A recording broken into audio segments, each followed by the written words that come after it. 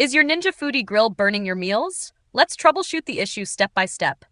No tools required. We'll start with the simplest fixes and move to more involved solutions if needed. By the end of this video, you'll master perfectly charred, not burnt, results. Start by adjusting the temperature. High heat can scorch food quickly, especially proteins or sugary marinades. Reduce the temperature by 25 degrees Fahrenheit, 15 degrees Celsius, and extend the cook time slightly. This encourages gentle caramelization without burning. Next, avoid overcrowding the grill grates or air fry basket. Overloading traps heat unevenly, leading to burnt edges. Spread ingredients in a single layer and flip or rotate them halfway through cooking. For delicate items like vegetables, use the air fry function at a lower temperature.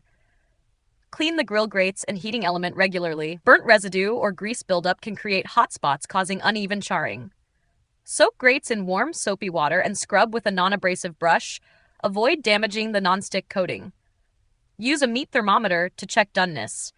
For example, aim for 145 degrees Fahrenheit, 63 degrees Celsius, for medium rare steaks, or 165 degrees Fahrenheit, 74 degrees Celsius for poultry. Overcooking is a common cause of burnt exteriors. If burning persists, reset the appliance. Unplug it for 5 to 10 minutes to clear temporary errors. This also allows internal components to recalibrate, similar to how ovens stabilize after preheating. Safety note: avoid consuming heavily charred food, as it can contain harmful compounds like acrylamides. If food is blackened, discard the burnt portions. Still stuck? Use the link in the video description to access Ninja's troubleshooting guide. If this video helped, subscribe for more quick fixes. Have another issue?